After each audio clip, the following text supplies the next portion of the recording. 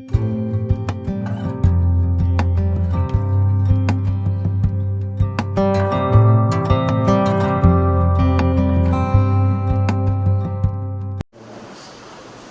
सुनने के लिए अपने आप को खाली करते हैं। लेकिन पवित्र दयालु और करुणामय परमेश्वर पिता और यीशु मसीह के नाम से उपस्थिति में आते हैं। धन्यवाद आपने सभा के लिए और एक मौका दिया आपने ताकि इस धरती पर रहते हुए तेरी महिमा कर सके। तो जीवित परमेश्वर तो अनुग्रहकारी, बहुत ही का जीवन देने वाला, क्षमा करने वाला, धीरज करने वाला परमेश्वर धन्यवाद हो। धन्यवाद देते पवित्र लोगों के लिए, धन्यवाद देते प्रभु पास्टर, लीडर्स, मिशनरी लोगों के लिए, अलग अलग जगह पे अलग अलग शहरों में जो सरकारी कर रहे हैं। आज जो भी सभाएँ चल रही हैं, प्रभु यीशु तेरी सामर्थ पवित्र आत्मा की अद्भुत योजना के अनुसार कलीसियाओं में जागरूक लेकर आना और तेरी महिमा के लिए लोगों को तैयार करना। धन्यवाद देते इस सभा को आज सब से हमारी हृदय से बातें करती हैं। हम आपसे सुनना चाहते हैं, हम सीखने के लिए दिल और सुनने के लिए कान खोल देते हैं। हम अपने आप को खाली करते हैं, जाने अनजाने में कोई भूल की कोई बात की तो आपको क्षमा कीजिए और आपकी अनुग्रह में हमें भर दीजिए। पवित्र आत्मा की अगुवाई में हमारी हृदय से बातें कीजिए प्रभु यीशु। आपका इच्छा को समझ सके, आपके उद्देश्य को समझ सके, आपकी योजना को समझ सके। हम कलीसिया में क्यों इकट्ठा नहीं कर, क्यों आते हैं, हम समझ सके, हमें समझ दीजिए। आपके अनुग्रह, आपकी दया दीजिए प्रभु यीशु। जीवित और पराक्रमी परमेश्वर, तेरी सामर्थ के द्वारा स्तुति आराधना गीतों में, भेंट संदेश, सब चीज़ों में प्रभु आपकी आत्मा के द्वारा अगुवाई करो। हमारी बल से नहीं, हमारी समझ से नहीं, हमारी शक्ति से नहीं, हमारे ज्ञान से नहीं, बल्कि तेरी आत्मा से तेरी महिमा और तेरी आत्मा से हम सुन सकें। आत्मिक बातें, आत्मिक चीज़ों को हम ध्यान दे सकें। आप हमारी मदद करिए। धन्यवाद। जीवित और पराक्रमी परमेश्वर, सारा आदर सारा महिमा मुझे हो। अभिषेक करो इस सभा, यीशु मसीह के नाम से मांगते हैं, आमीन।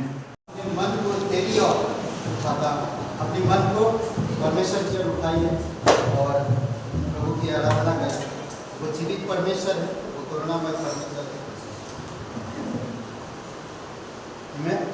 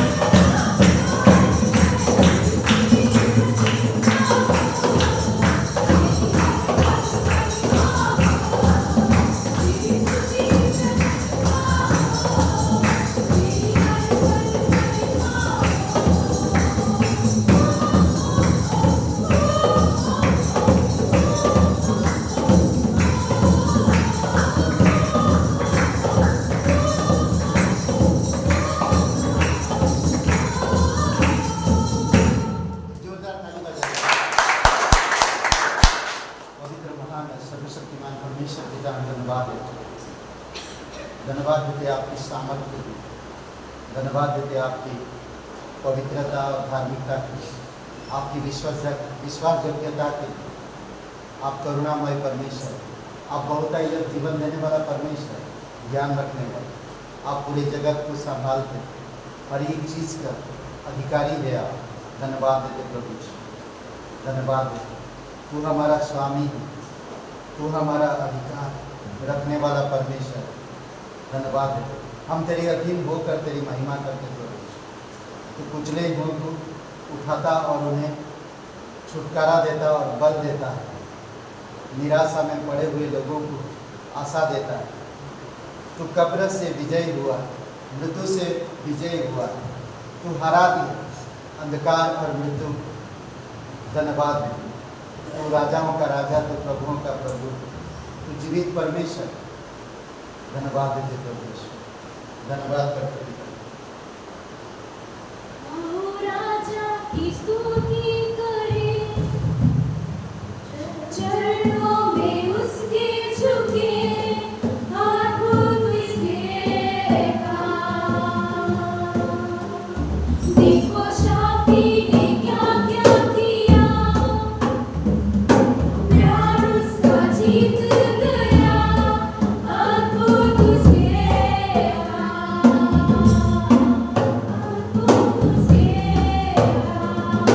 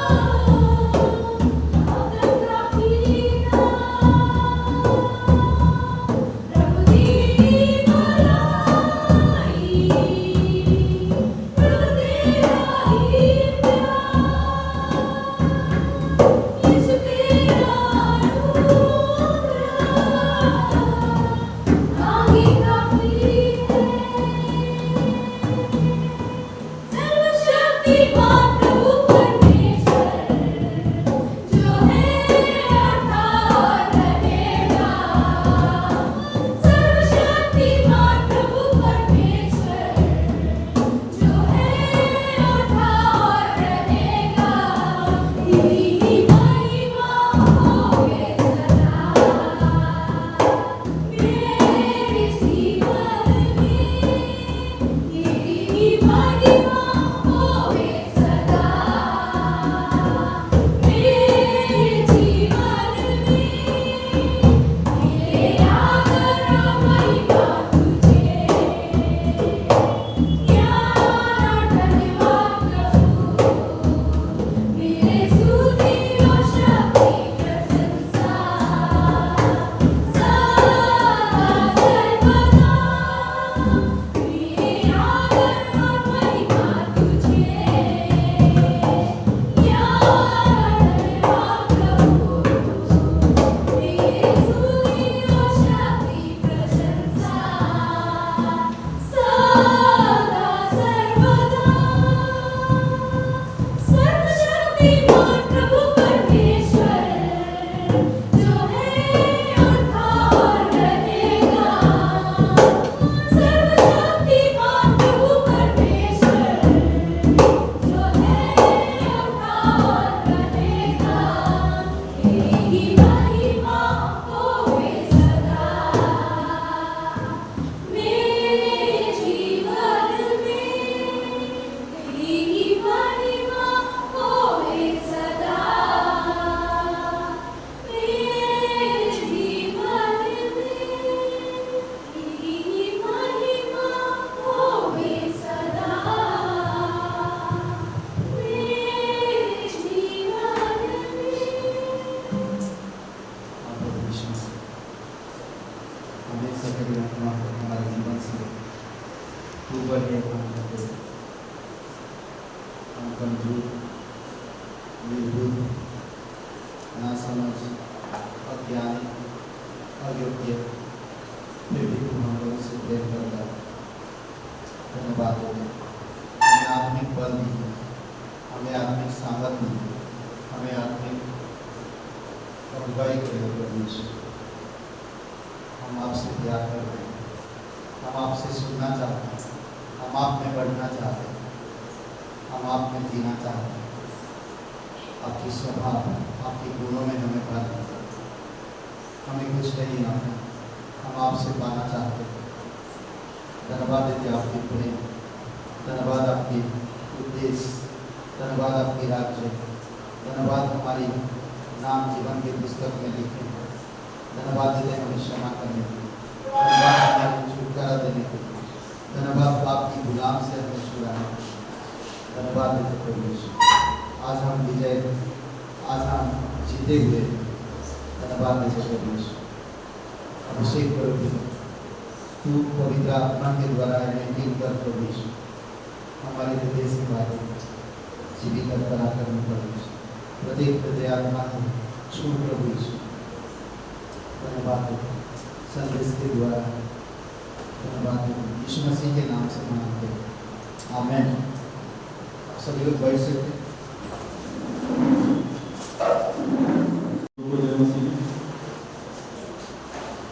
ग्रेटर ग्रेस कलीसिया में आप सभी का स्वागत है। आइए हम लोग उस पवित्र परमेश्वर के लिए एक बार करते हैं।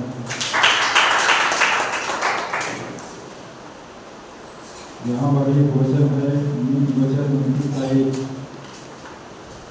जो बार बार डांटे जाने पर भी हट करता है वह अचानक नाश हो जाएगा और उसका कोई भी उपाय काम ना आएगा। जो हठी मनुष्य होते हैं, घमंडी, जिनको कोई बात समझ में नहीं आती कि क्या है। परमेश्वर का वचन कहता है कि ऐसे लोग नाश हो जाएंगे। उनका जो भी युक्ति है, जो भी उपाय है, वो कभी काम नहीं आएगी।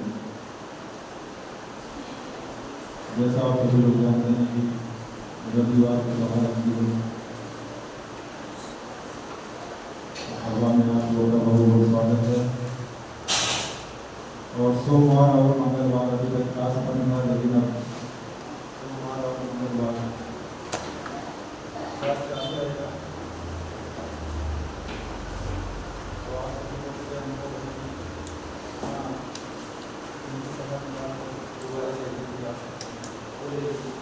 आप सभी लोग अपना समय निकाल कर बाइबल क्लास कर सकते हैं।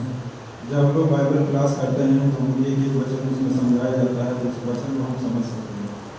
ऐसे तो हम बाइबल कई बार पढ़ते हैं लेकिन हमको वो चीज़ समझ नहीं आती है और हम लोग पढ़ते जाते हैं। बुधवार सभा लगती है 1/174 रुचि खंड 2 में, तो आप सभी लोग आ सकते हैं सभा में। गुरुवार को उपवास प्रार्थना 6:30 बजे चर्च ऑफिस में, तो आप सभी लोग का स्वागत है कि आप उपवास प्रार्थना में सम्मिलित हैं। शुक्रवार को भूपेन जी के घर पे प्रार्थना होती है, लेकिन किसी के पास समय हो बिजनौर राजधानी के पास से ही वेबसाइट में रास्ता गया है तो आप लोग आ सकते हैं काम करके पास नंबर पर। और शनिवार को नरसिंहपुर और प्रातः गाँव वहाँ भी सभा लगती है, पार्षद जी यहाँ से जाते हैं, तो प्रार्थना करिए कि और भी लोग उद्धार में आएँ। जिन व्यक्तियों को जरूरत हो कम से कम परमेश्वर का सुसमाचार उन तक पहुँचे और उद्धार में आए। आज के साप्ताहिक परिवार में रचना जी, उनके लिए प्रार्थना करें परमेश्वर उन्हें आत्मिकता में बुद्धि और समझ के साथ में बढ़ाए और सुरक्षित रखे, स्वस्थ रखे। साप्ताहिक मिशन भी हैं पास्टर ज्ञान देवी मुंबई से, उनके लिए प्रार्थना करें कि परमेश्वर पवित्र आत्मा की इच्छा से उन्हें अगुवाई करें, उनके शरीर को स्वस्थ रखे, कलीसिया बढ़े और ऐसी से बने। कुछ नाम है यहाँ पर भूपेन जी, प्रीति, रचना जी और काजल, इन नामों के लिए प्रार्थना करें कि परमेश्वर इन्हें आशीष करे और जो भी इनकी समस्याएं हैं उन समस्याओं से छुटकारा दे। आशा जी, शिल्पी काता गाँव और रोशनी, इन नामों के लिए प्रार्थना करें कि परमेश्वर इन्हें संतान से ग्रस्त करें, क्योंकि परमेश्वर का वचन कहता है मत्ती अध्याय 8 में वचन 18 से और 20 तक,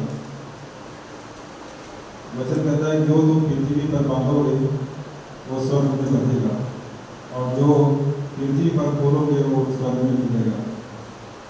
आगे वचन कहता है कि यदि किसी व्यक्ति के लिए आप 2 जन, इसमें कहता है यदि किसी व्यक्ति के लिए आप 2 जन प्रार्थना करके यदि मांगेंगे तो हमारा जो स्वर्गीय पिता है वो उसका प्रतिफल हमें देगा।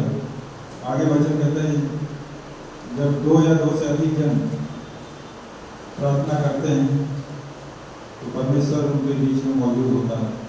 ये हमें विश्वास करना है। वचन कह रहा है, हम नहीं ले रहे हैं, तो वचन के द्वारा हम अगर प्रार्थना करेंगे कि परमेश्वर हमारी प्रार्थनाओं को सुनता है। जिस प्रकार से यदि कोई घड़ा है, यदि वो भरा है, उसमें हम अगर पानी भरेंगे तो उसमें पानी भरेगा नहीं, वो बाहर चला जाएगा। अगर हम लोग यहाँ कलीसिया में आते हैं परमेश्वर को वचन के सुनने के लिए, तो हम अपने हृदय को अगर खाली नहीं करेंगे तो वचन हमारे पल्ले नहीं पड़ेगा, वो ऊपर से ही निकल जाएगा, तो उससे कोई फायदा नहीं है। हमारे अंदर जो समस्याएं हैं, चाहे वो आर्थिक हो, चाहे शारीरिक हो, चाहे किसी बीमारी की हो, चाहे घर का क्लेश हो, हमें उसको परमेश्वर को सौंपना है और अपने हृदय को खाली करना है। जब हम ऐसा करते हैं तो जो समस्याएं वो धीरे धीरे ऑटोमेटिक समाप्त हो जाएंगी। लेकिन तब जब हम परमेश्वर के लिए अपना हृदय खाली रखें। मेरी पत्नी जी के लिए प्रार्थना करिएगा परमेश्वर अपना डिलीवरी के साथ करें। तो आप सभी लोग का बहुत बहुत स्वागत है कि आप सब यहाँ उपस्थित हैं। परमेश्वर आप सबको आशीष करें। धन्यवाद।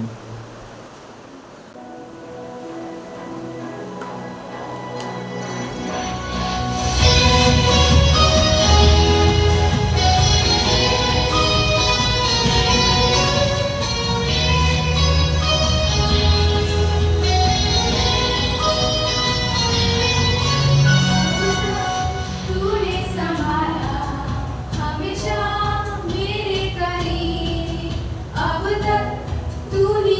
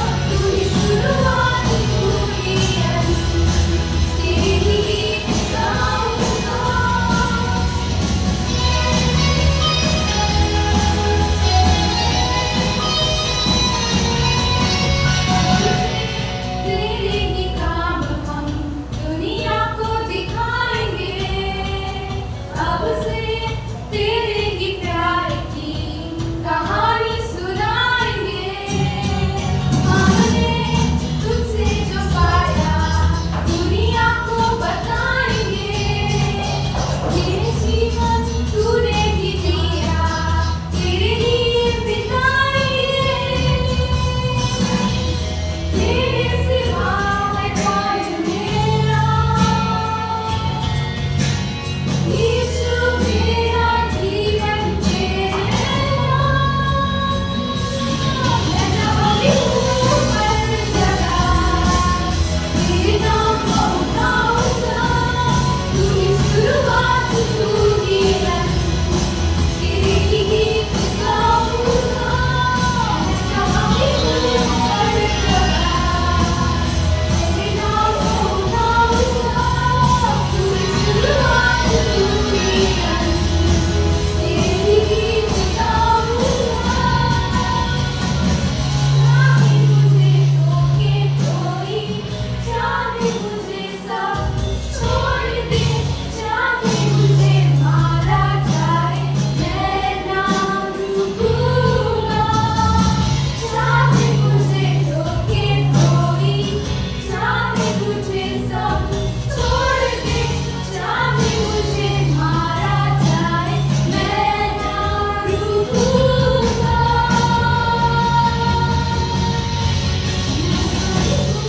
हर जगह तेरे नाम को उठाऊंगा।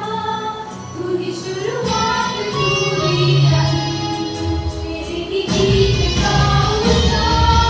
मैं जहाँ भी हूँ हर जगह तेरे नाम को उठाऊंगा। तू ही शुरुआत, तू ही अंत, तेरे ही गीत गाऊंगा।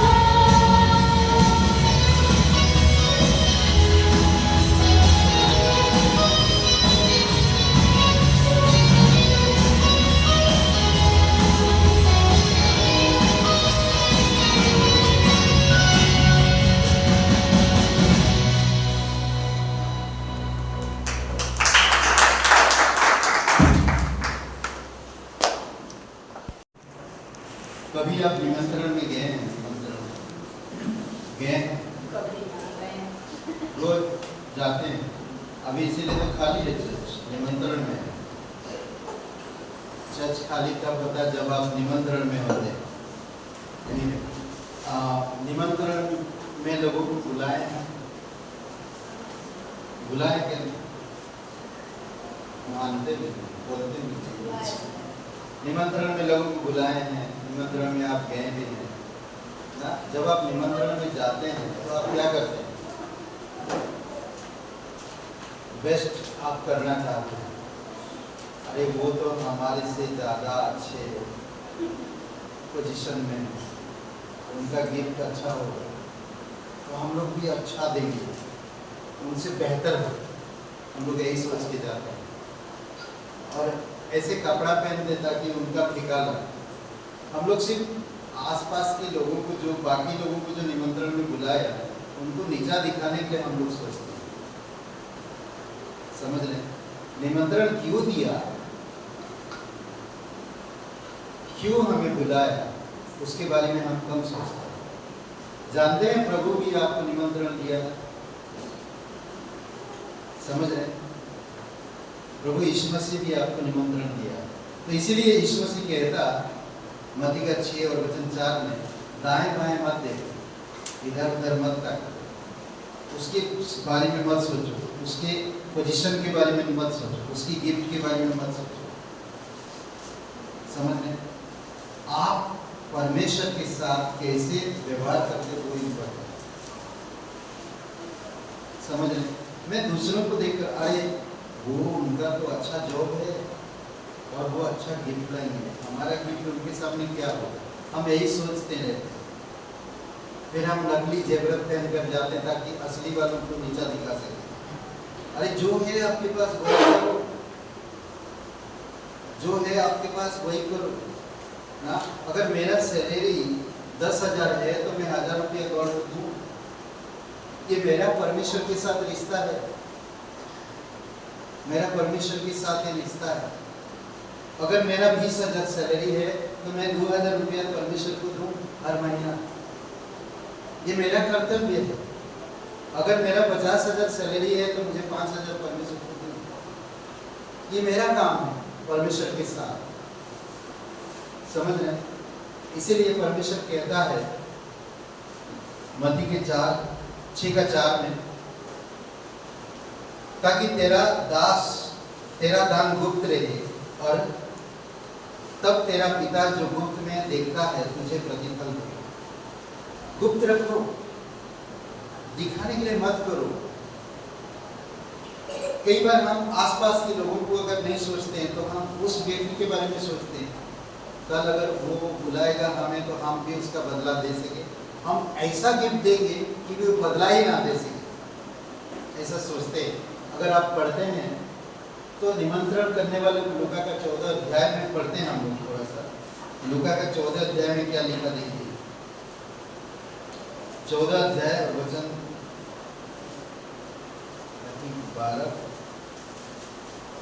12 वचन। तब उसने अपने न्योता देने वालों से भी कहा, जब तू दिन का या रात का भोज करे तो अपने मित्र या अपने भाइयों या कुटुंबियों या धनवान पड़ोसियों को ना बुला, कहीं ऐसा ना हो कि वे भी तुझे न्योता दे और तेरा बदला हो जाए।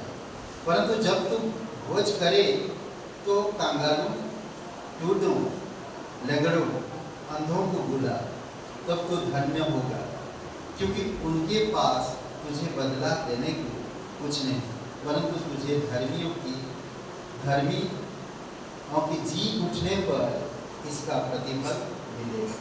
जब प्रभु आएगा, धर्मी लोग जब जी उठेंगे, प्रभु के साथ बादलों पर मिलेंगे, तब आप प्रतिफल पाएंगे। परमेश्वर देख, यिर्मयाह का 17:10 में कहता है कि परमेश्वर हर एक मनुष्य का अपने कामों के प्रतिफल देता है। वो क्या काम करते हैं? मैं दूसरों को दिखाने के लिए कलीसिया नहीं आ रहा, या मैं दान जो दे रहा हूँ दूसरों को दिखाने के लिए परमेश्वर के राज्य के लिए नहीं दे रहा, नहीं। समझ रहे? मेरा हृदय परमेश्वर के प्रति है। परमेश्वर मुझे बुलाया, परमेश्वर ने मुझे चुना है और परमेश्वर की इच्छा अनुसार मैं करूँ। और एक वचन पढ़ते, कुलुसियों का 3 अध्याय 24 और 25 वचन। कुलुसियों का 3 अध्याय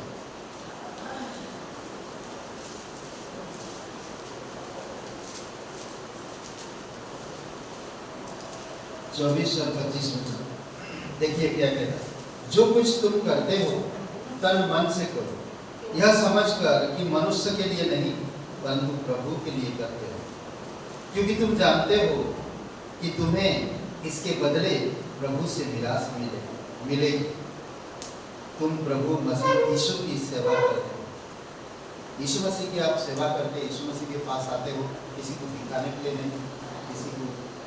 सोचिए, हम शादी ब्याह निमंत्रण में जब जाते हैं तो हम कितनी अच्छा से तैयार होते हैं, बाल कटिंग करते हैं ना, चेहरे बदलते हैं, क्या बोलते हैं, ब्लीचिंग करते हैं, क्या बोलते हैं, फेशियल करते हैं, कितना कुछ करते हैं।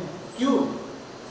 क्योंकि हम वहाँ पर जो न्योता है उनसे अच्छा दिख सके, बेटर दिख सके। मेरे कपड़े में नया प्रेस करता, सब कुछ नया चीज करता,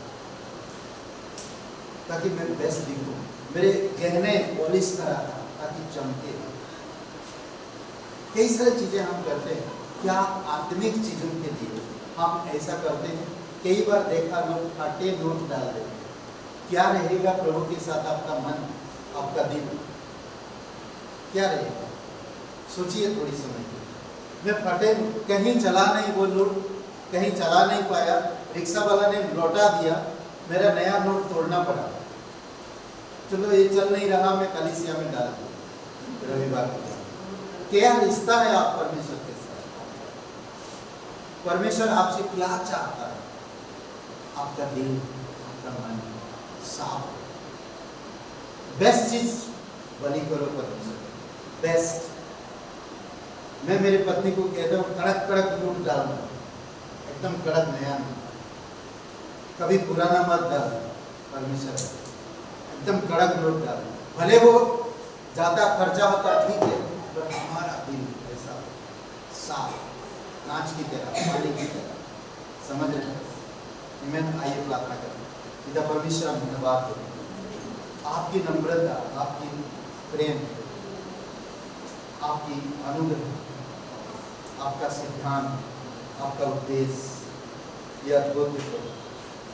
कई बार हम समझ नहीं पाते, हम अपनी मन की करते हैं और हमारी इच्छा अनुसार चलते हैं। जब हम तेरे वचनों के कहने के अनुसार चलते हैं, सच में हम ब्लेसिंग होते हैं, हम धन्य कहलाते हैं।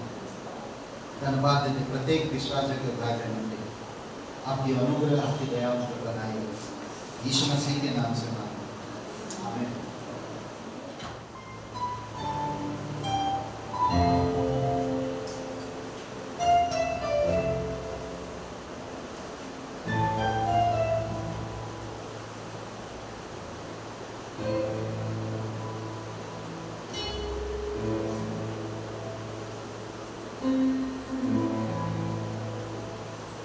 तेरा नाम कोई सहारा है, एक नाम जो तेरा सहारा।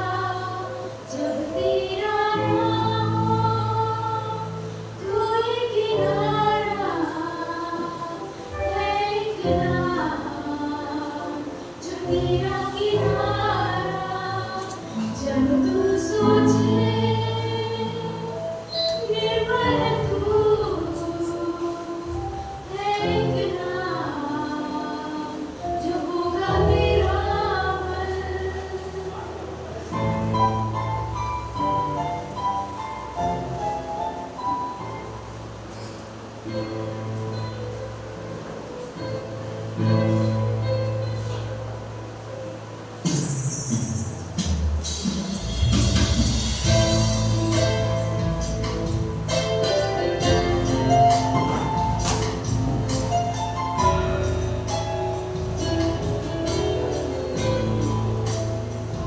जब जीना ना हो कोई सहारा है, एक नाम जो तेरा सहारा।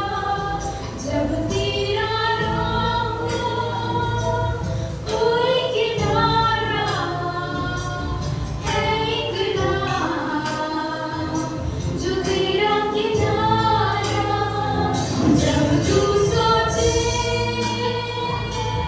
निर्बल तू है, एक नाम जो होगा तेरा बल। यीशु नाम पुकारो तुम, यीशु नाम,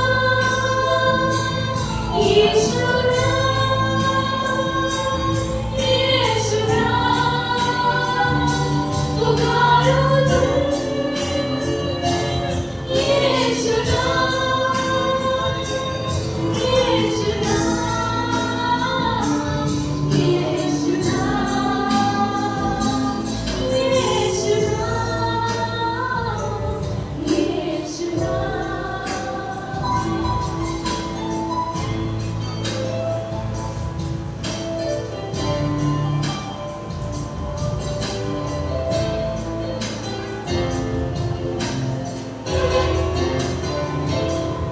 अपनों ने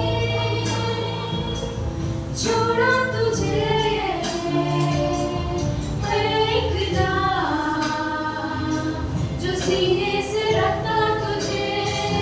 जब तेरे शत्रु घेरे तुझे है, एक नाम बचाएगा जो तुझे।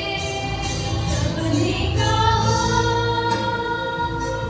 होगा तेरा अंत है, एक नाम जो कहता शुरू अब। यीशु नाम, यीशु नाम पुकारो तुम, यीशु नाम, यीशु नाम, यीशु नाम पुकारो तुम, यीशु नाम, यीशु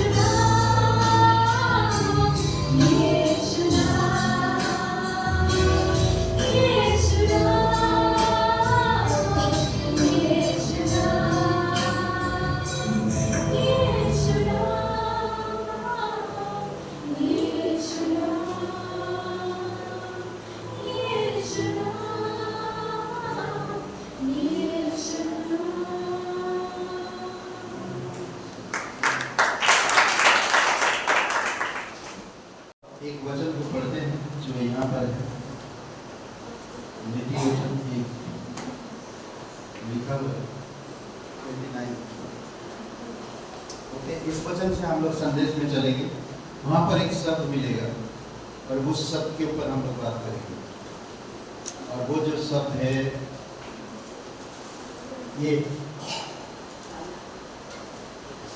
ये शब्द अचानक। आज का शीर्षक है अचानक से। ओके, कई बार कई सारी चीजें अचानक होती हैं, हम समझ नहीं पाते ये हो क्या गया, समझ नहीं।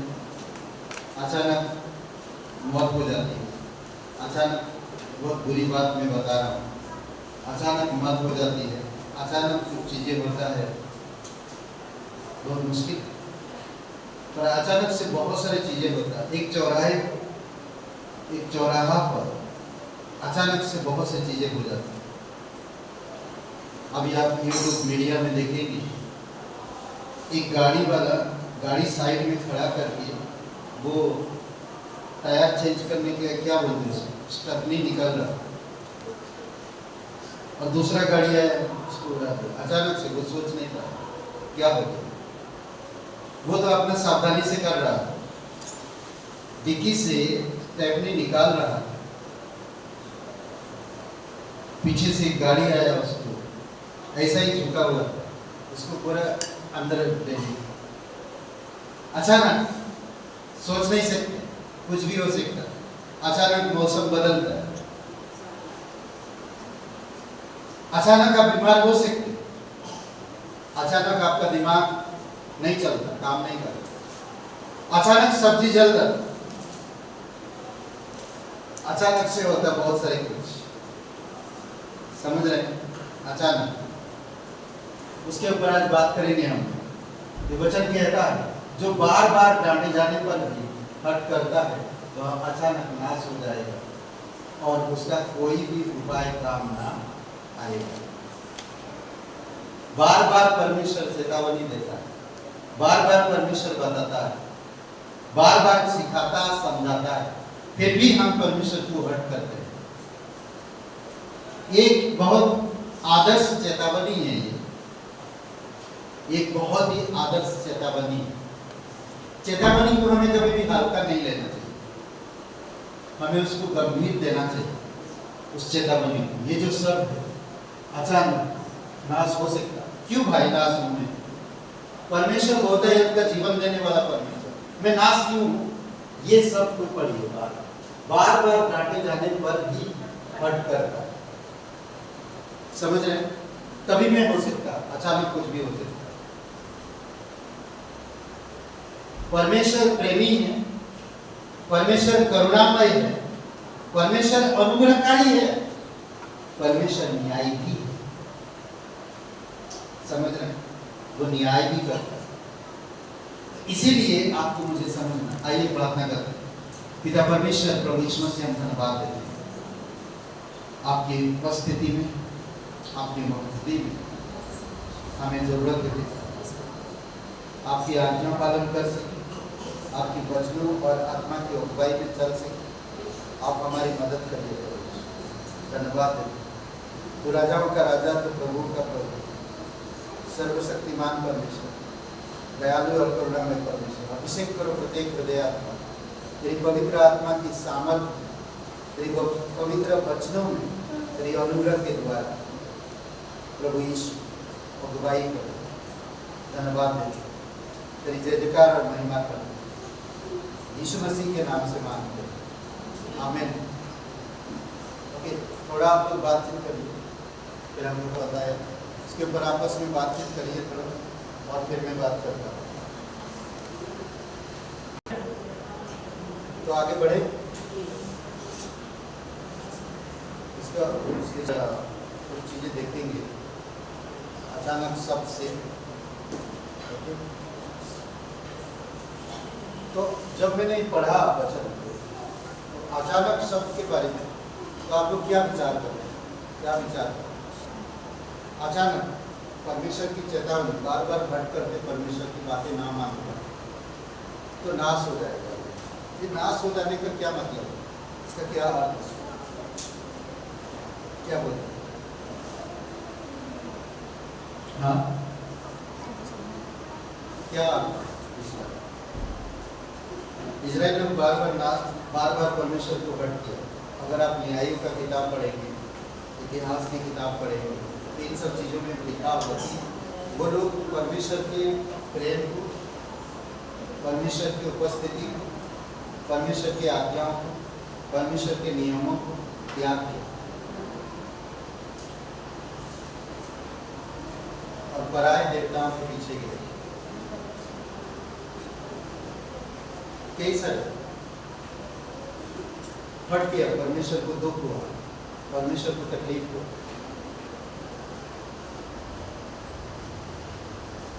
और परमेश्वर उन लोगों से बहुत प्यार करता और उनको गुलामी से छुड़ाया था। कौन सी गुलामी? मिस्र, उस गुलामी से छुड़ाया। आज आपको मुझे पाप की गुलामी से वो बचाए, पाप की गुलामी से आजाद। फिर भी हम लोग कई बार हट करते हैं, परमेश्वर की बातें नहीं सुनते। हट करने का मतलब है परेशान करना, ना मानकर। अगर आपके बच्चे को आप अगर बार बार कह रहे हैं बेटा ये मत कर, ये मत कर, ये मत कर, और वो फिर भी कर रहा है, तो अचानक कुछ आपको कोई क्या होता है? क्रोध आता है। फिर आप क्या करें? जाके जोर से रगड़ देते, नहीं रगड़ते क्या नहीं, तो वो रोने लगता। फिर आपको छोड़कर माँ के पास जा सकता। मैं भी पापा बहुत मारा, समझे? तो करता है, पता है क्यों रगड़ा? कारण उसकी पापा ने, क्योंकि बार बार कहने पर नहीं सुनता।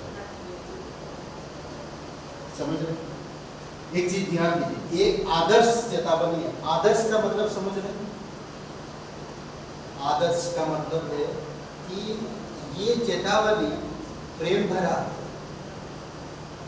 दया भरा, कि आप समझो आदम और हवा को कोई चीज की कमी नहीं थी, पर परमेश्वर की आज्ञा को टाल दिया और वो फल खाए जिसको नहीं खाना, जिसको नहीं खाना। तो क्या हुआ? क्या आने वाला था? क्या परमेश्वर कहा था? क्या आने वाला था? नाश, मृत्यु। सबसे पहले कनेक्शन कटता है परमेश्वर से। बार बार हट करोगे, परमेश्वर की चेतावनी को नहीं मारोगे, आत्मिक तौर पे आप मर जाओगे। पहले मृत्यु आत्मिक तौर पे होता है, उसके बाद धीरे धीरे आपका शरीर में बीमारी या कोई ना कोई चीजें प्रवेश करता है और फिर आप शरीर से धीरे धीरे भी कमजोर होते हैं और फिर आप एक दिन चले जाओ, धरती को छोड़ दो। समझ रहे? सबसे पहले क्या मृत्यु होती है? आत्मिक मृत्यु। जब हम परमेश्वर की वचनों को उलट करें, चेतावनी को नहीं मानते। जानते हैं, इब्रानी का किताब अगर आप पढ़ते हैं तो कहता है कि वो लोग मन से मेरा तिरस्कार किया, मन से वचनों को नहीं माना, वही पुरानी चीजें कर रहे हैं। मैं उन्हें नया कर दिया, फिर भी वो वही पुरानी चीजें कर रहे हैं। बार बार इजराइल लोग वही वेदी के पास जाना, वही पूजा पाठ करना, वही बलि करना। परमेश्वर कहता मैं तुम्हें आजाद किया, मैं तुम्हें छुड़ाया, मैं तुम्हें बचाया, मैं तुम्हें छुटकारा दिया, मैं तुम्हें गुलामी से छुड़ाया। रोमियो का पहले अध्याय में कहता है परमेश्वर उनके हाल में छोड़ दिया, परमेश्वर उनके हाल में छोड़ दिया क्योंकि वो परमेश्वर की बातों को नहीं मानते। उनके पास ज्ञान था, उनके पास व्यवस्था था, उनके पास सब कुछ था, होने के बावजूद भी वो लोग परमेश्वर को हट कर आत्मिकता पे मर जाते। अचानक बहुत सारी चीजें होता है। चेले नाव पर बैठकर जा रहे हैं, अचानक कुछ हुआ, आंधी जैसा आने लगा। अचानक आया, कुछ नहीं था, कुछ भी नहीं था, अचानक वो नाव हिलने लगा और अचानक तेज हवाएं चलने लगी। पानी तूफान आने लगा अचानक, क्या करे क्या नहीं वो सोच नहीं पाता। अचानक परमेश्वर के वचनों को, परमेश्वर की चेतावनी को कभी भी हल्का मत लो। परमेश्वर आपसे प्यार करता है। चलते चलते अचानक इंसान गिर पड़ता है, अचानक कोई मदद करने वाला नहीं, अचानक क्या हो गया नहीं मालूम। शरीर में कुछ कमजोर हो सकता, शरीर में कोई चीज की घटी हो सकता, ब्लड प्रेशर हाई हो सकता, ब्लड प्रेशर लो हो सकता, बहुत सारी चीजें अचानक होता है आपके जीवन में, अचानक। समझ रहे? आयुब का परिवार अच्छा खासा जी रहा है, कोई तकलीफ नहीं, सब लोग ठीक ठाक चल रहा है,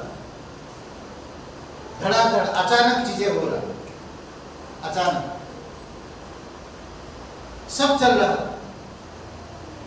आप कभी सोचा है, मैं अपने आप को जांचा है, अपने आप को परमेश्वर में कैसे रखे हूं?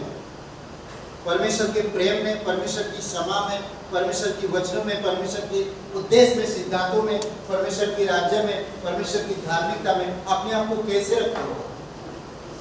परमेश्वर हाय सबसे ऊंचा है, परमेश्वर सबसे ऊंचा है, वो सब कुछ देखता है, वो सब कुछ जानता है, उसकी चरणों की चौकी हूं मैं क्या कर सकता?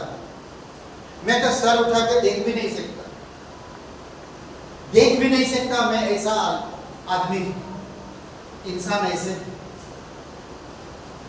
जब प्रार्थना करने वाला लूका के 18 अध्याय में 2 व्यक्ति आते हैं, एक चुंगी लेने वाला फरीसी और एक पापी इंसान आते हैं। पापी इंसान मन को नम्र किया और उसने सर उठाना भी नहीं सोचा परमेश्वर की तरफ, उसने अपने आप को दीन किया। हमें भी परमेश्वर में अपने आप को दीन करना चाहिए। ये जो अचानक चीजें होने वाली है गायब हो जाए, अचानक ब्लेसिंग होने लगे, कुछ बातें हम लोग देखेंगे अचानक से। परमेश्वर कभी समय से पहले या समय के बाद वाला नहीं है, समय से पहले या समय से बाद वाला नहीं है, परंतु कई बार अचानक कार्य करता है।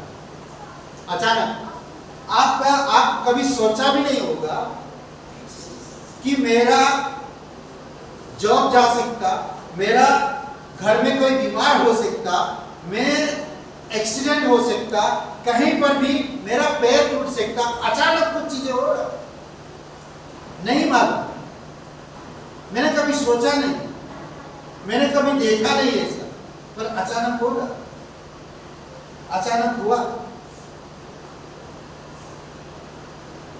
आयुब का जीवन में अचानक उसकी जानवर भेड़ बकरी मर गई, या कोई खदेड़ के लेकर चला गया, फसल कोई खा गई, अचानक।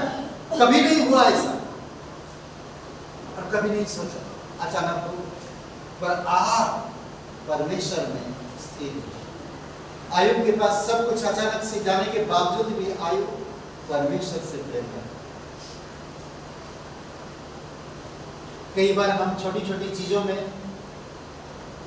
हम अपने आप को परमेश्वर से भी बड़ा करते हैं।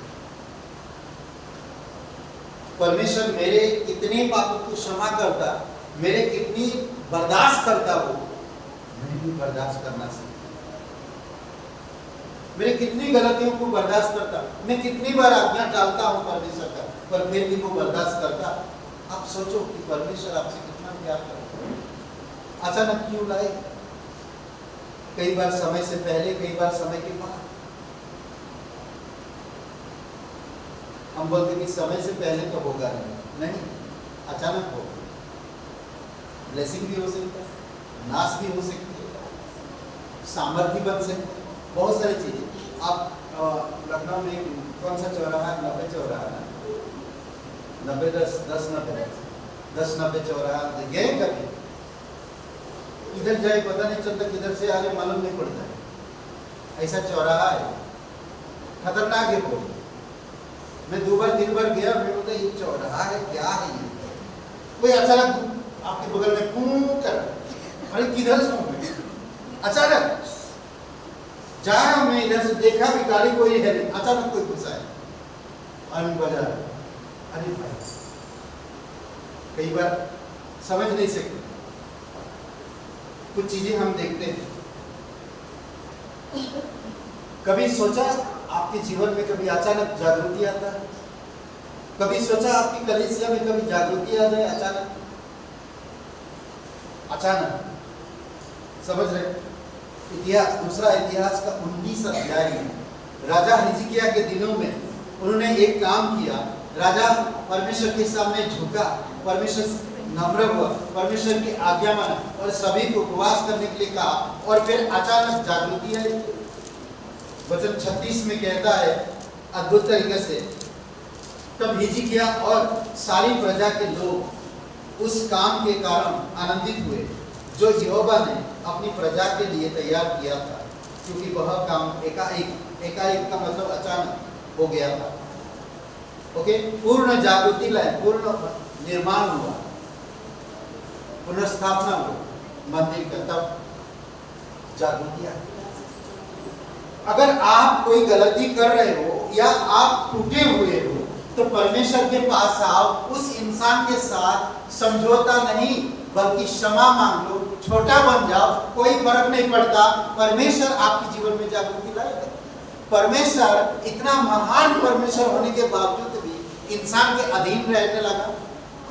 और हम एक ऐसे इंसान हैं जो हम अपनी ईगो को नहीं त्याग सकते, तो मेरे अंदर जागृति कहाँ से आएगा? कितना भी मैं प्रार्थना कर लूं, कितना भी मैं वचन पढ़ लूं, कितना भी मैं संगति कर लूं, कितना भी मैं परमेश्वर के साथ कुछ भी कर लूं, पर मैं जागृति नहीं ला पा रहा। क्यों? क्योंकि मेरे अंदर कुछ और चीज चल रहा है। मैं दुनिया को दिखाने के लिए सब कुछ कर रहा हूं, पर मेरे अंदर परमेश्वर देखता है, इसीलिए जागृति नहीं हो पा रही। मुझे पुनर्स्थापित करना होगा, मुझे पुनर्जन्म लेना होगा। पुनर्जन्म मर के नहीं, इसी समय पुनर्जन्म का मतलब नया जन्म लेना होगा, तभी जागृति आएगी। समझ रहे? मेरे अंदर आत्मा मर चुका है, आत्मा कुछ काम कर नहीं रहा। मैं अपनी समझ, अपनी ताकत से कर रहा हूं। मैं लोगों को दिखाने के लिए कलीसिया आ रहा हूं, मैं वचन पढ़ रहा लोगों को दिखाने के लिए। मैं कुछ कम नहीं हूं, मैं दिखाना चाहता हूं। ये मत करो। अगर ऐसा आप सोच रहे हो, ऐसा आपका चल रहा, ऐसा मत करो। आत्मिकता में जागृति कभी नहीं आए और ना बदलो। आज लोग आए मेरे पास, ये चल रहा है नहीं चल रहा वो नहीं पता।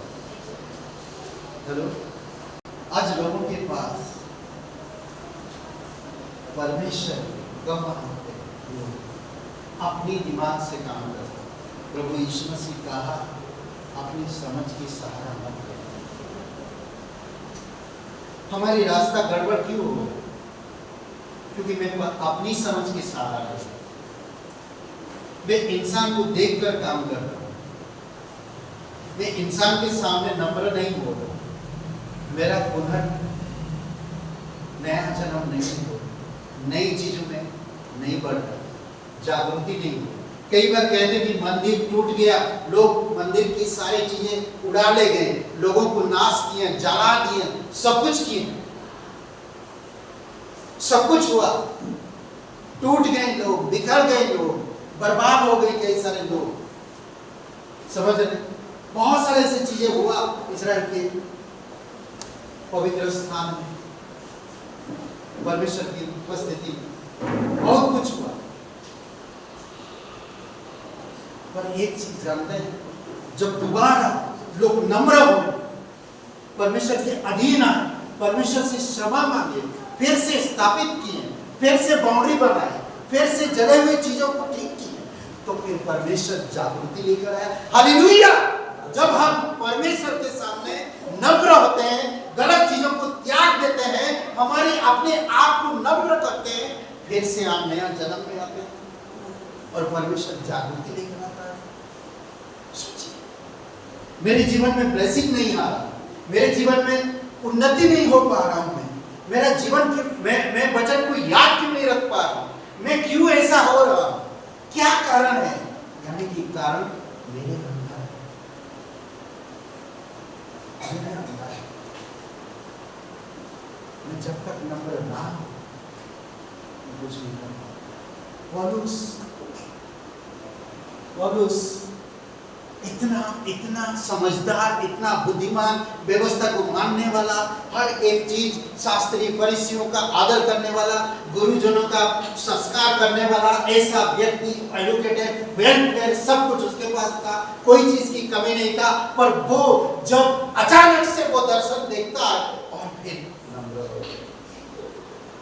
सोचिए, थोड़ी समय प्रेरितों के काम 9 अध्याय कहता है, अचानक वार्तालाप होने लगा। अचानक वो क्या कर रहा था? विश्वासी लोगों को मारपीट करके, घसीट करके उनको पूरी तरह से परेशान करना था, उनको जेल में डालना था, उनके कार्यक्रम को सत्यानाश करना था, उनको बर्बाद करना था। उसका यही जागृति था उसके जीवन में, यही था उसका काम। उसके पास कोई चीज की कमी नहीं, डर नहीं था। उसके पास लेटर है, साथ है, सरकार का साथ है उसके साथ, कोई प्रॉब्लम नहीं है मुझे। पर क्या हो, अचानक 2-3 वचन में कहता है, 3 और 4 वचन में कहता है कि अचानक वो एक दर्शन दिखता है और उस दिन से उसका जीवन बदल जाता है। वो नम्र हो जाता है, वो पुरानी चीजों को त्याग कर देता है।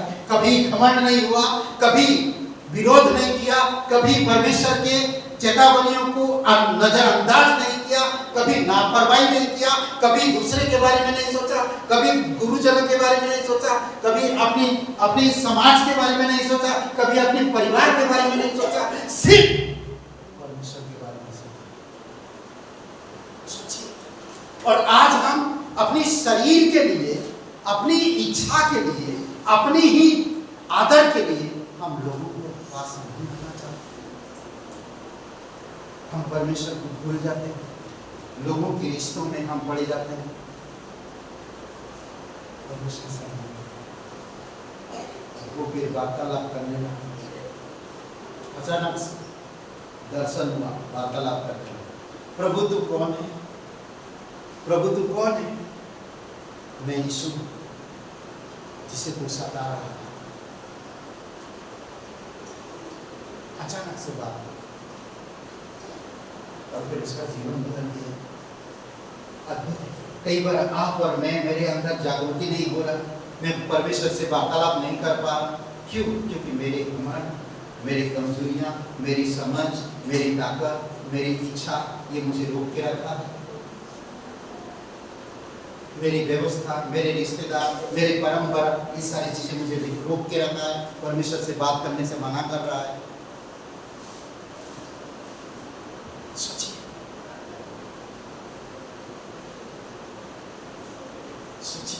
थोड़ी समय में ये सारी चीजें मुझे रोक रखा है।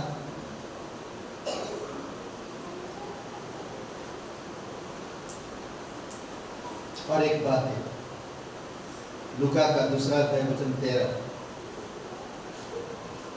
अचानक आना। जब मसीह का जन्म बेथलेहम में हुआ और स्वर्गदूतों ने इस घटना को बताया, तो अचानक स्वर्ग में एक झुंड, स्वर्गदूतों का झुंड दिखाई दिया, परमेश्वर की महिमा करते हुए। अचानक चरवाहे देख रहे, ये झुंड, ये स्वर्गदूतों की झुंड अचानक दिखाई दी। सोचिए, अचानक से वो लोग देख रहे, परमेश्वर की महिमा करते हुए दिखाई दी। अचानक से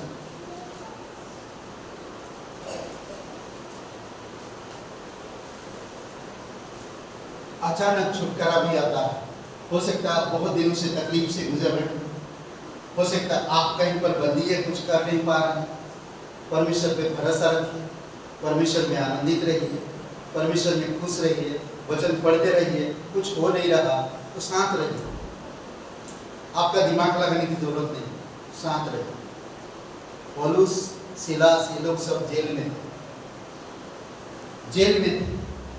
और ये है फिलिपियों के काम 16 अध्याय 25 और 26 वचन में। ये लोग अचानक से छुटकारा हुआ जब पौलुस और सिलास फिलिपी में जेल खाने में कैद थे, तो अचानक एक बड़ा विंडल हुआ और सभी की जंजीरें खुल गई। अचानक ऐसे कैसे हो गया भाई? सोचिए ना थोड़ी समय। अचानक विंडल हुआ। क्या कर रहे थे वो लोग? चिंता कर रहे थे, अब हमें कौन बचाएगा, कौन वकील को पकड़े, कौन नेता को पकड़े, कौन पुलिस वाला को पकड़े, यही कर रहे थे। अरे अरे नहीं, आप फिलिपिया नहीं, इफिसियों में हम उनको मिले थे ना, फिलिपिया में हम लीडिया को मिले थे, हम उनको थोड़ा पुकार के, अरे नहीं नहीं, हमारी जो लीडर है पतरस या याकूब या यूहन्ना को, वो लोग को बुलाते हैं, हम इधर जेल में कुछ नहीं। क्या कर रहे हैं? परमेश्वर की आराधना कर रहे, स्तुति आराधना कर रहे। आज हम चिंता है चारों तरफ, इधर से उधर, उधर से उधर, परेशान है। वो जेल के अंदर भी परमेश्वर की महिमा कर रहे थे और अचानक विंडल हुआ। उनके जो बांधे हुए थे जंजीरें टूट गई। अचानक से सब चीज। कभी 5000 लोग सोचे थे कि अचानक से हमें रोटी मिलेगा, इतना सारी मछली और फ्राई किया हुआ, स्वर्ग से फ्राई किया हुआ मछली अचानक से मिला। कभी सोचा नहीं? और एक मछली दे दो खाने के लिए। हाँ, अद्भुत है। अचानक सब चीजें हो। कभी अचानक से आशीष आते हुए देखा है? अचानक आशीष इधर आ जाता है, हमारा आशीष अचानक आ जाता है। आपके जीवन में कभी अचानक आशीष आते हुए देखा है? अचानक कई बार आपके जीवन में घटा भी, हुआ भी अचानक से। ये प्रेरितों के काम 2 अध्याय वचन 2 से 4 में पढ़ते हैं हम लोग। ये वचन 2 से 4 वचन 2 अध्याय। अचानक कैसे ब्लेसिंग आता देखते। यहाँ पर सब परेशान थे, कैसे कैसे ब्लेसिंग आता है। प्रेरितों के काम 2 अध्याय वचन 2 से 4। जब पेंतेकुस्त का दिन आया तो वे सब एक जगह इकट्ठे थे। एकाएक आकाश से बड़ी आंधी की सी सनसनाहट का शब्द हुआ और उससे सारा घर जहाँ वे बैठे थे बुझ गया और उन्हें आग की सी जीभें फटती हुई दिखाई दी और उनमें से हर एक पर आग ठहरी। वे सब पवित्र आत्मा से भर गए और जिस प्रकार आत्मा ने उन्हें बोलने की सामर्थ्य दी, वे अन्य अन्य भाषा में बोलने लगे। अद्भुत। चुपचाप थे, हमारा प्रभु चला गया। आप हम छुपे हुए, डरे हो, आप क्या करें? अचानक जागृति, अचानक ब्लेसिंग, अचानक से। और प्रभु का भी आना अचानक से हो, अचानक से हो। प्रभु यीशु मसीह का भी आना, समझ रहे? मरकुस का किताब, यीशु मसीह का आना अचानक वापसी है। हमारे प्रभु ने आदेश दिया ना, जागते रहो। आदेश दिया है कि वो कहा जागते रहो, कि हम उसके आने की बात जो है, कहीं वह अचानक आए और हमें सोता पाए। रात को, आधी रात को, या मुल्क भाग देते समय, या भोर, कभी भी वो आ सकता है। 13 अध्याय 35 से 35 और 36 में बताया गया। ये सारी चीजें हैं जो अचानक से होता है। कई बार अचानक से कुछ चीजें होता है, हमें भी नहीं पता चलता। तो आप निराश मत, आप कुड़कुड़ाइए मत, आप दोष मत लगाए। अचानक से होता है कुछ चीज। आप सावधान रहिए, आप जागरूक रहिए, परमेश्वर में क्या बोलते हैं, जागते रहिए। आध्यात्मिक में आप सतर्क रहें, सावधान रहें। परमेश्वर प्यार करता है, इसका मतलब ये नहीं कि आपको क्या बोलते हैं सांड की तरह छोड़ दे, नहीं। वो आपको कुछ चीजों तक फ्री किया है, पर कुछ चीजें दिया भी है ताकि आप उन चीजों को ध्यान से पढ़े और ध्यान से समझें। लोग क्या होता है, पहले बहुत कुछ करते थे, पर जब प्रभु में आते आजाद हो गया, परमेश्वर ने माफ कर दिया, अब वो कुछ करना नहीं चाहते। ये बाइबल तो पढ़ सकते हैं, प्रार्थना तो कर सकते हैं, संगति में तो आ सकते हैं, परमेश्वर से सीख तो सकते हैं, परमेश्वर के साथ नम्र होकर उसकी विचार में चल तो सकते हैं, हम नहीं करते।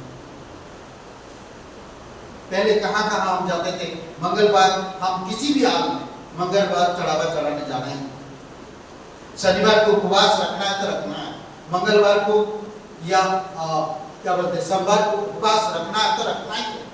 किसके लिए रख रहे थे? कर रहे थे ना, सुबह शाम खड़ा होना ही तो होना ही, सुबह शाम कर रहे थे ना, कर रहे। अब क्या हो गया? सुबह शाम बाइबल पढ़ो, सब लोग उठने से पहले आप उठो और पढ़ो, परमेश्वर के साथ वार्तालाप करो, परमेश्वर की अनुग्रह को समझो। नीति वचन 29 और वचन 1 आदर्श चेतावनी है, हट मत करो उसे। समझ रहे, जानबूझकर के कोई चीज करना अच्छी बात नहीं, फिर दिक्कत होती है। तब हम क्या करते हैं? छोड़ दिए, मसीह खराब। बताओ कौन खराब है? यीशु मसीह।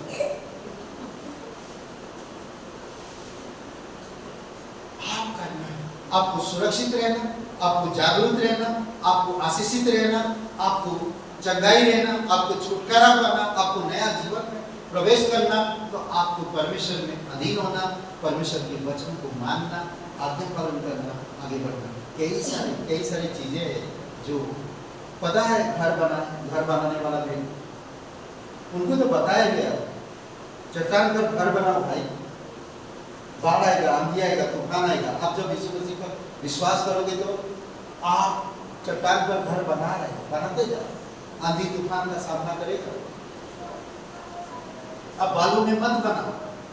जब वो बता रहा है कि बालू में मत बनाओ, तो क्यों मैं बालू में बनाऊं? मुझे चट्टान पर बनाना। उसकी समझ, उसका प्रेम, उसकी ब्लेसिंग, उसके साथ, उसकी सिद्धांत, उसकी राज्य, उसकी मिशन मुझे करना है।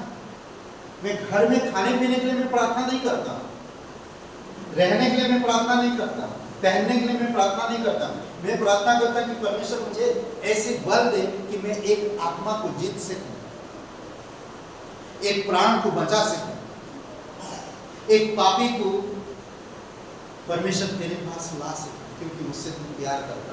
मैं यही प्रार्थना करता। समझ, एक पापी को बचा सके, एक बीमारी को ठीक कर सके, एक भटके हुए को सही रास्ता दिखा सके। समझ रहे? यही सोचो। अपना खाना पीना, बच्चों का शादी ब्याह, पैसा, नौकरी, धन दौलत, ये सब चीजों के लिए प्रार्थना करते हैं लोग। परमेश्वर कहते हैं ये सब चीजें कोई मतलब ही नहीं तुम्हारी लाइफ। परमेश्वर का सिद्धांत, परमेश्वर का मिशन, परमेश्वर का कार्य, परमेश्वर का उद्देश्य, परमेश्वर क्या चाहता मेरे जीवन से, वो सोचो। तब देखो आपके जीवन में अलग साफ होगा। अचानक से कुछ चीजें होता है, आप जो चाहते नहीं वही होता है, आपने कभी चाहा नहीं वही हुआ आपके जीवन में। कभी चाहा नहीं कि ऐसा होगा, पर हुआ। आप कभी चाहेंगे भी नहीं ऐसा हो, फिर भी होगा। नहीं माना कब, कहाँ, कैसे, किस चीज में होगा नहीं पता, पर परमेश्वर कर। इंतजार मत करो अचानक कभी भी कुछ भी हो सकता, परमेश्वर से रिश्ता टूट सकता, आत्मिकता पे मर सकती, बीमार हो सकती, कुछ भी हो सकता। मैं डरा नहीं रहा हूँ, परमेश्वर की वचन बताता है, परमेश्वर की वचन कहता है। यीशु मसीह ने क्या कहा? जाओ, दोबारा मत करो। कहा नहीं कहा। कौन मन फिरा है अनुभव के समय में? नहीं कोई यकीन किया। पानी कभी बरसा नहीं, पानी कभी, अरे समुद्र नहीं लेके तो पानी का तो दूर की बात, पर अचानक से आया बारिश, बड़े बड़े बूंदे आई, बाढ़ आया, लोग बचने का स्थान ढूंढे पर बच नहीं पाए। समझ रहे? बच नहीं पाए। कई बार महामारी आने वाले हैं, भूकंप आने वाली है, बम गिरने वाली है, आकाश से तारे गिरने वाली हैं। हमें सावधान रहना, हमें चेतावनी को ध्यान देना है, अपने मन को नम्र करना है, परमेश्वर को अपने जीवन में ऊंचा करना है। ब्लेसिंग करेगा, परमेश्वर संभाल लेगा। आप परमेश्वर में सुरक्षित हो, इसका मतलब ये नहीं कि उसकी न्याय हमसे दूर है। वो हमारे अंदर देखता है, हमारी ऊपरी भाग को नहीं देखता। हम कैसे दिखते हैं, हम क्या करते हैं, हम कितना कमाते हैं, हम कितना घर में माँ बाप को देते हैं, माँ बाप का कितना सेवा करते हैं, उससे कोई मतलब नहीं है। इससे मतलब है कि आप उसके वचनों में कितना वफादार हो, उससे मतलब है। आज हम लोग बहुत सारी चीजें ऐसे करते हैं अपनी मर्जी से। कमजोर इंसान को आप हॉस्पिटल पहुंचा देते हो, उसका देखभाल करते हो, उसके लिए पैसा खर्चा करते हो, उससे परमेश्वर को कोई मतलब ही नहीं, कोई मतलब नहीं। क्या पवित्र आत्मा ने बोला था कि आप उसके साथ जा, उसका देखभाल कर? नहीं। क्या उसके लिए आपने 10 बार प्रार्थना किया था वो एक व्यक्ति मिले, परमेश्वर ने उस व्यक्ति को आपसे मिलाया? नहीं। कई बार हम लोग नहीं सोचते, अपनी मर्जी से करते। कई बार लोग यहाँ तक अपनी मर्जी से कलीसिया में दान भी नहीं देते, वो दान लेकर दूसरों को दान देते हैं अपनी मर्जी से, और कहते हैं कि परमेश्वर ने कहा है। लोग करते हैं। जब कलीसिया में मैं कलीसिया का एक सदस्य नहीं बन पा रहा हूं, तो मैं दूसरे व्यक्ति का कैसे बनूंगा? मैं कलीसिया परमेश्वर का देह, इस देह का अंग नहीं बन पा रहा हूं, तो मैं परमेश्वर की आशीष का भागीदार कैसे बनूंगा? सोचिए थोड़ी समय की यूनिटी, एकता, पिता पुत्र पवित्र आत्मा एक। अचानक हमारे जीवन में कोई चीज लाना नहीं चाहता, वो प्लानिंग के साथ, उद्देश्य के साथ, अपनी वचनों की आज्ञा के साथ हमारे जीवन को बढ़ाना चाहता है। पर जब हम परमेश्वर की चेतावनी, परमेश्वर की उद्देश्य, परमेश्वर की मार्ग, परमेश्वर की इच्छाओं को त्याग देते हैं, तब अचानक चीजें हमारे जीवन में आती हैं। समझ रहे? आप कभी पूछिए, परमेश्वर मुझे क्यों चुना? पूछिए बार बार परमेश्वर से, प्रार्थना करिए, कहिए परमेश्वर से कि परमेश्वर आपने मुझे क्यों चुना? वो उद्देश्य मुझे बताइए, दर्शन दीजिए। अगर दर्शन देता है तो आप वैसे ही करो, तब देखो। बार बार पूछे, परमेश्वर दर्शन दिया, बताया भी, आप करा नहीं, तो क्या होगा? अचानक चीजें आएगी। समझ? अचानक चीजें अपनी ताकत से, और लोग मन से बहुत सारी चीजें सोचते हैं और बहुत सारी चीजें वादा करते हैं। एक व्यक्ति को हम जानते हैं कि पास्टर जी मैं पूरा कॉन्फ्रेंस का भार उठाऊंगा। मैं बोला धन्यवाद। जो लोग पार्टिसिपेट करते हैं वही हमारी परमेश्वर की ओर से होता है। तुम्हारी जोर और ताकत से हम तुम्हारी चीजों में नहीं। कल वही इंसान बोलेगा मेरी ताकत से क्रिसमस मना। समझ रहे? परमेश्वर की इच्छा, परमेश्वर की उद्देश्य, परमेश्वर की योजना, उसकी योजना के तहत करें, तब सब कुछ सफल होगा। आइए प्रार्थना करें। पिता परमेश्वर हम धन्यवाद है, सबकी आंखें बंद है, सबकी सर झुकी, हमारे हृदय में जागरूक लेकर आओ, हमें निर्णय लेने में मदद करो, हम उन चीज़ों को त्याग दें जिससे हम जागरूक नहीं हो पाते, ब्लेसिंग नहीं हो पाते। अचानक से हमारे जीवन में कई सारे उथल पुथल होने लगता है, कारण क्या, वजह क्या, हमें नहीं पता, पर हम आपके उद्देश्य में, आपके वचनों में, आपकी आज्ञाकारिता में, आपके साथ सहभागिता में, आपकी शिक्षा में, आपकी कार्य में हम बढ़ सके, आत्मा को जीतने के लिए, कलीसिया की जागृति के लिए, कलीसिया के उद्देश्य के लिए, मिशन कार्य में आगे बढ़ने के लिए आप हमें मदद करो, आप हमारी सहायता करो।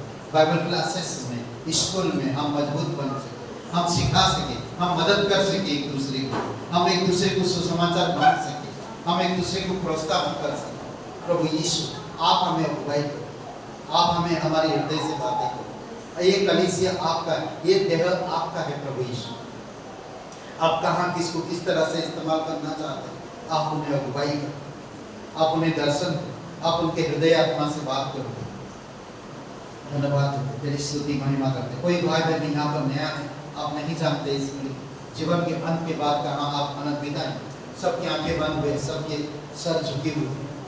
अगर आप विश्वास करना चाहते हैं प्रभु यीशु मसीह आपके पापों के लिए, आपकी हर एक अपराधों के लिए क्रूस पर बलिदान हुए, हम पाप के कारण परमेश्वर के पास नहीं जा सकते, परंतु परमेश्वर ने हमारे पापों को प्रायश्चित करने के लिए अपने इकलौते बेटे प्रभु यीशु मसीह को इस धरती पर भेज दिया। प्रभु यीशु मसीह आपसे बहुत प्यार करते हैं, वह आपकी गुनाह के लिए क्रूस पर बलिदान।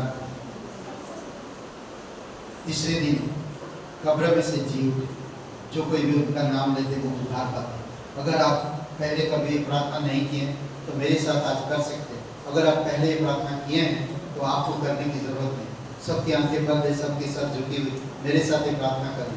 कहिए, हे यीशु, मैं जानता हूँ मैं एक पापी इंसान हूँ, मैं खुद को नहीं बचा सकता, मैं धन्यवाद दूँ तो मेरे पापों के लिए क्रूस पर बलिदान, कब्र में गए और तीसरे दिन मरे हुए से जी। हे यीशु, मुझे माफ कर, मेरे हृदय में आया,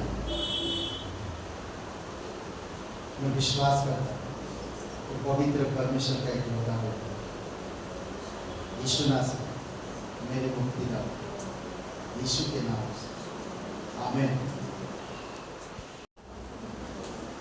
कौन है राजाओं का राजा, कौन है दुनिया का बादशाह,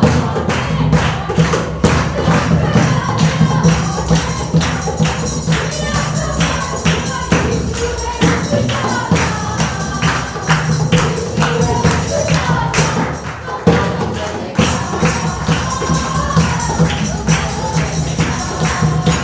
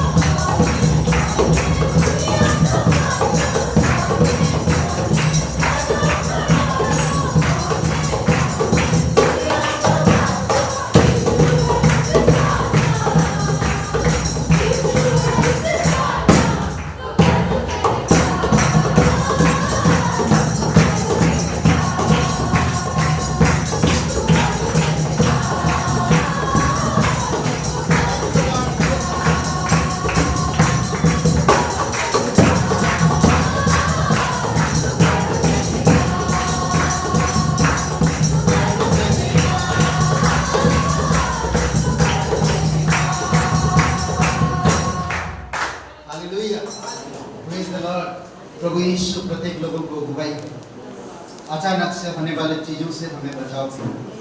हम सुरक्षित रहना चाहते हैं, हम आपकी आज्ञा पालन करना चाहते हैं, हम नई सिरे से जागृति लाना चाहते हैं, हम नई सिरे से नए कामों को करना चाहते हैं, टूटे फूटे चीज़ों को ठीक करना चाहते हैं, अपने मन को तेरी ओर लगाना चाहते हैं, उठाना चाहते हैं। प्रभु यीशु अगुवाई करोगे तेरी सामत में, तेरी आत्मा में, तेरी वचनों में, तेरी उपस्थिति में अगुवाई करो प्रभु यीशु। तेरी शिक्षा में कोई मिशनरी है, कोई टीचर है, कोई पास्टर है, कोई लीडर है, प्रभु इस कलीसिया में, इस बड़ी में, इस देह में आप तैयार कर रहे हैं।